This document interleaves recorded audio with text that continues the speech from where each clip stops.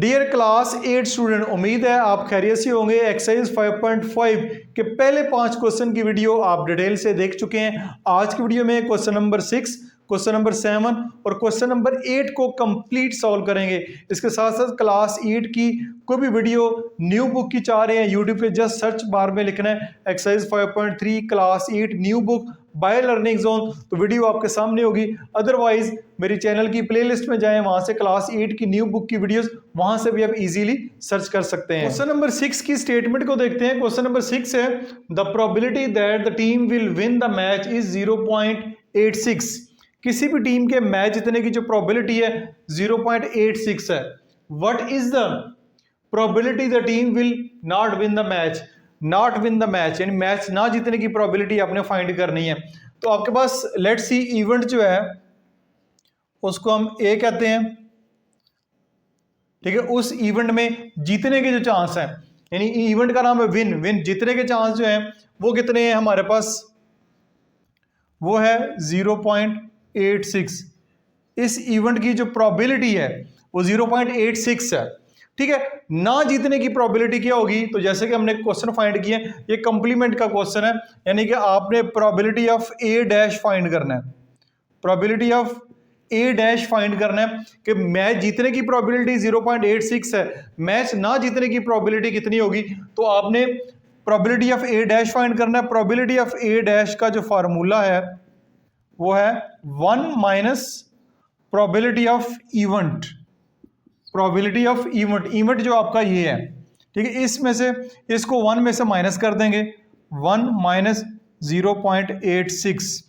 तो जब माइनस करेंगे, चाहे कैलकुलेटर से कर लें चाहे आप मैनुअल कर लें, वो आपकी मर्जी है। 1 में से माइनस करते हैं 1.00, 0.86 कैरी जाएगा 9, 10, 10 में से इधर 9, 10, 10 में से 6 जाएंगे 4, 9 में से 8 जाएंगे 1, तो इधर हो जाएगा 0।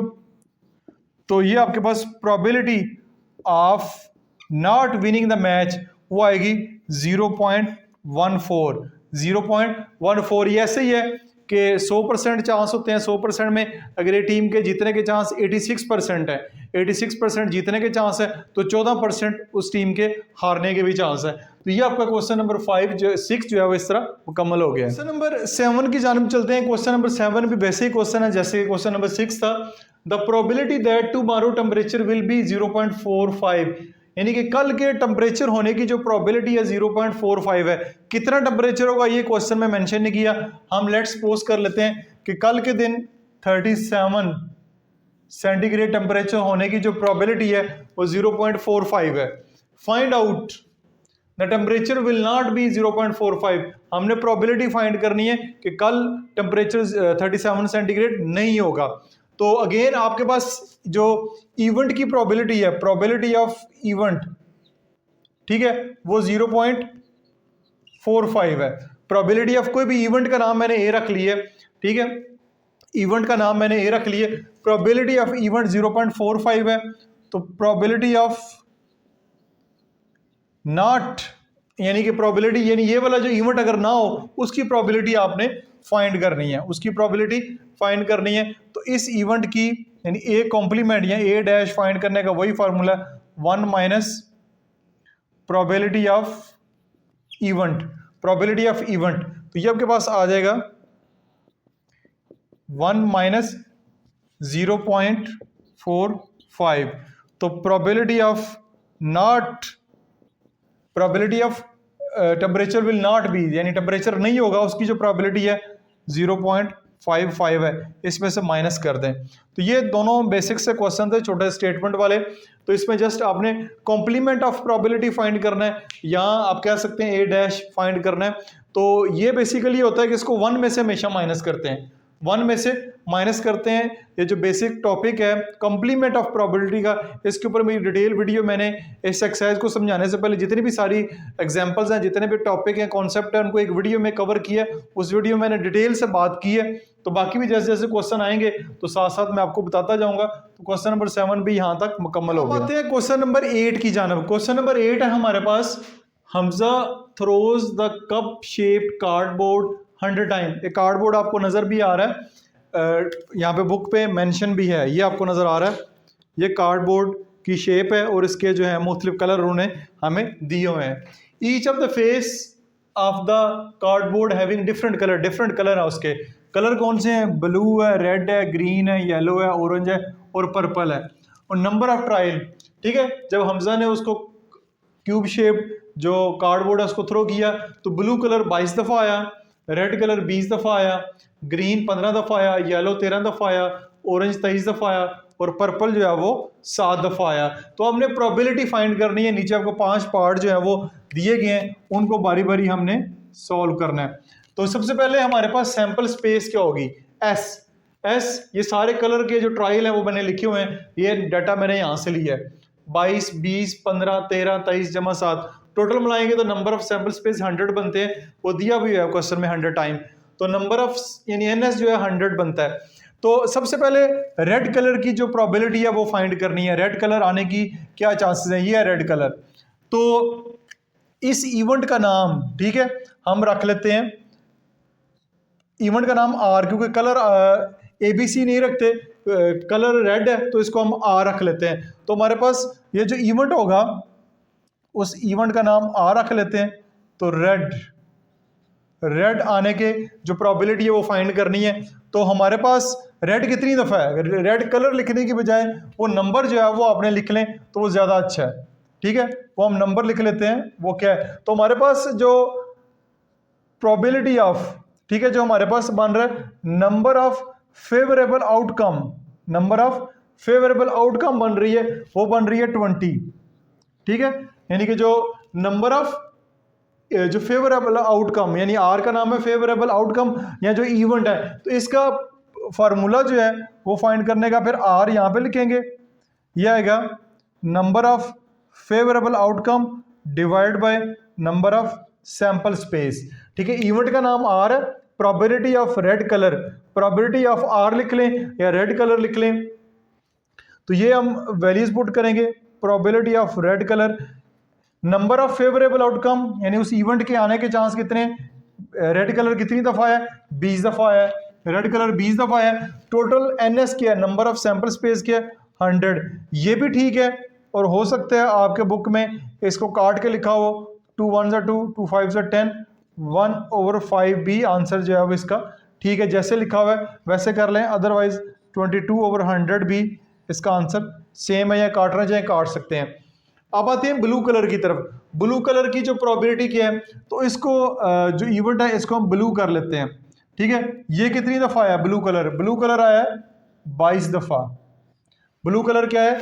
22 दफ़ा। या इसको ब्रैकेट्स पे ना लिखें आप, ठीक है, ब्रैकेट्स पे ना लिखें। ब्लू कलर जो है वो हमारे पास कितनी दफ़ा है? 22 दफ़ा। और नंबर ऑफ फेवरेबल इवेंट क्या बनेंगे, यानी ब्लू कलर कितनी दफ़ा है? 22 दफ़ा। तो नंबर ऑफ फेवरेबल इवेंट बनेंगे हमारे पास 22। तो अब इसकी प्रोबेबिलिटी फाइंड करना है, प्रोबेबिलिटी ऑफ ब्लू, ठीक है, प्रोबेबिलिटी ऑफ बी या प्रोबेबिलिटी ऑफ ब्लू कलर। ये हमारे पास बनेगा number of favourable outcome divide by number of sample space. तो प्रोबेबिलिटी ऑफ बी या ब्लू कलर होगा, नंबर ऑफ सैंपल स्पेस है 22, number of favourable outcome divide by number of sample space कितना है? 100। इनकी भी आप कटिंग जो है वो कर दें। प्रोबेबिलिटी ऑफ ब्लू कलर, ये 2 पे कटेगा तो 11, ये 2 पे करेगा 50, तो 11/50 जो है इसकी प्रोबेबिलिटी होगी।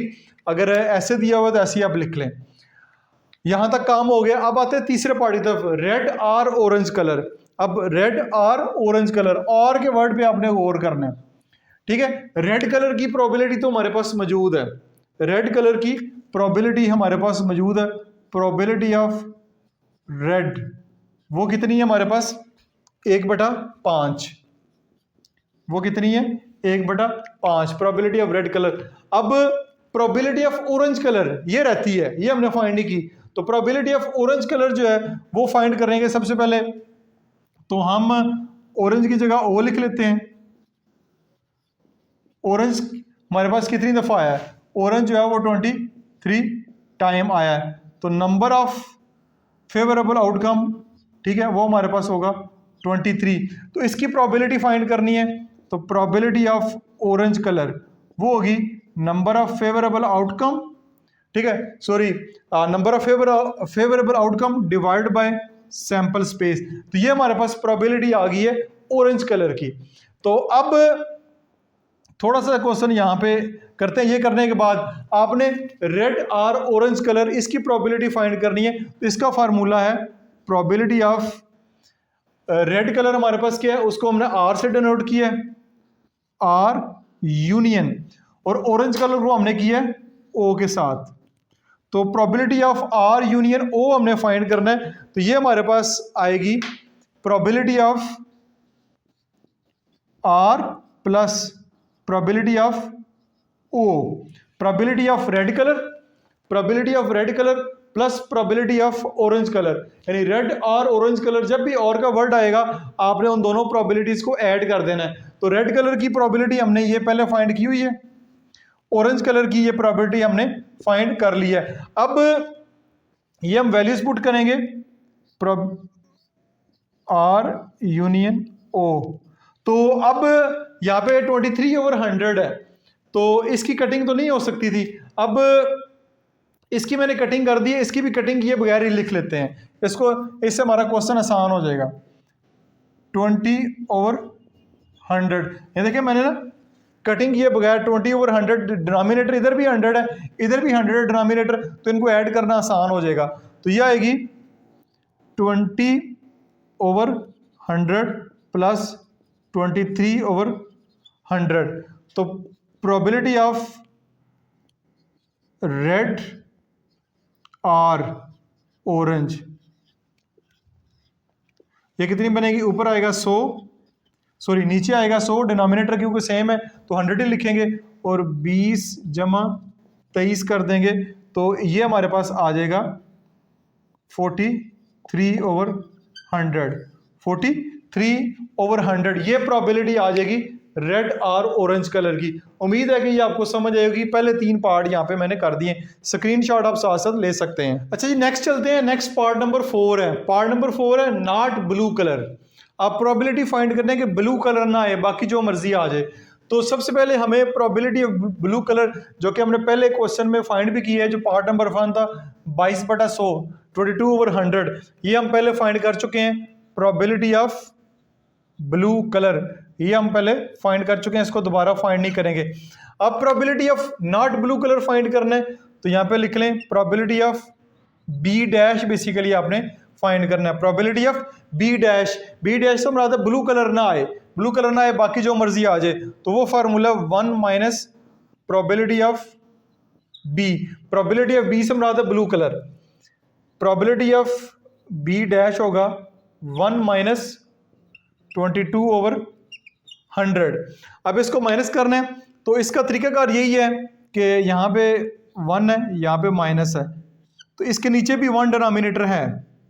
अगर ऊपर 1 है तो नीचे भी 1 डिनोमिनेटर होता है। इधर 100 है तो इसको भी 100 करें, इस डिनोमिनेटर में सेम करना चाह रहा हूँ। इधर 100 है तो इधर 100 करने के लिए मल्टीप्लाई बाय 100 इधर भी कर दें, नीचे भी, और मल्टीप्लाई बाय 100 इधर भी कर दें, तो ये हो जाएगा probability of B dash 100/100 minus 22/100 हो जाएगा। दोनों के डिनोमिनेटर जब सेम हो जाते हैं, डिनोमिनेटर को लिखते हैं एक दफ़ा और ऊपर जो नोमिनेटर हैं उनको माइनस कर देते हैं। तो यह आएगा probability of not blue colour, 100 में से -22 करेंगे तो 78 डिवाइड बाय 100 आएगा। इसकी मेरे ख्याल बुक के लास्ट के ऊपर कटिंग नहीं की हुई, ऐसी जो है वो आंसर दिया हुआ है, तो आप भी ये ऐसे ही आंसर लिख दें।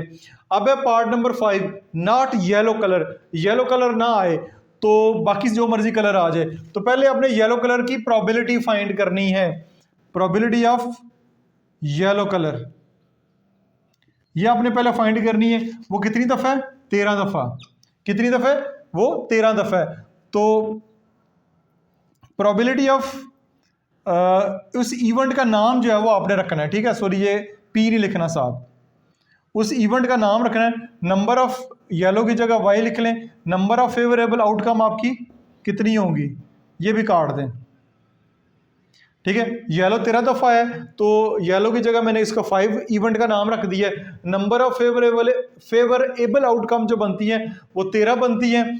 तो प्रोबेबिलिटी ऑफ येलो कलर यानी प्रोबेबिलिटी ऑफ वाई होगा n number of favourable outcome divide by number of sample space. Number of sample space यहाँ पे लिखी हुई है, तो ये आपके पास आ जाएगी प्रोबेबिलिटी ऑफ येलो कलर 13/100। 13/100 यानी येलो कलर की जो प्रोबेबिलिटी आई है वो 13/100 है। ये हमारा क्वेश्चन नहीं है, हमारा क्वेश्चन है कि येलो कलर ना आए, येलो कलर ना आए, येलो कलर ना आए उसकी प्रोबेबिलिटी फाइंड करना चाह रहे हैं। तो प्रोबेबिलिटी ऑफ आपने वाई डैश फाइंड करना है, ठीक है, वाई डैश बेसिकली फाइंड करना है कि येलो कलर ना आए, तो वो हो जाएगा 1 minus probability of yellow colour. ये आपके पास आ जाएगा प्रोबेबिलिटी ऑफ वाई डैश के येलो कलर ना हो 1 माइनस ये आएगा 13/100। अगेन 13/100 है। आप इधर देखें तो इसको माइनस को इधर कर दें, इसके नीचे भी 1 मौजूद है। अब इधर 100 है, इधर 1 है, तो डिनोमिनेटर सेम करने के लिए नीचे इधर भी 100 से मल्टीप्लाई करवा दें, इधर भी 100 से मल्टीप्लाई करवा दें। तो इसका फ़ायदा ये होगा कि दोनों तरफ जो है वो 100 हो जाएगा। अब 100 कहाँ से है? 100 मैंने खुद से लिखा है, नीचे भी मल्टीप्लाई करवाया, ऊपर भी मल्टीप्लाई करवाया है। यानी मैथ के अंदर आप नीचे जो काम कर रहे हैं ऊपर भी वही काम करें तो उससे कोई फ़र्क नहीं पड़ता। 100 से क्यों कराया? क्योंकि 100 लेकर आना है। तो यह आएगा 100/100 माइनस 13/100। तो probability of not yellow colour, denominator same हो गया 100 माइनस 13। तो probability of not yellow colour ये पी वाई डैश है। यह जगह 100 में से 13 जाएंगे 87/100 हो जाएगा, 87/100 आ जाएगा। ये प्रोबेबिलिटी आएगी नॉट येलो कलर की। ठीक है, तो इसी के साथ ही आपका क्वेश्चन नंबर 8 के सारे पार्ट मैंने आपके साथ शेयर कर दिए। उम्मीद है कि ये क्वेश्चन आपको अच्छे तरीके से समझ आए होंगे। फिर भी किसी किस्म की कन्फ्यूजन हो कमेंट्स बॉक्स में पोस्ट करें, मैं कोशिश करूँगा कि आपको उसका रिप्लाई जल्द अज जल्द दूँ। अपना बहुत सारा ख्याल रखिएगा। This is Masood Mubashar signing of.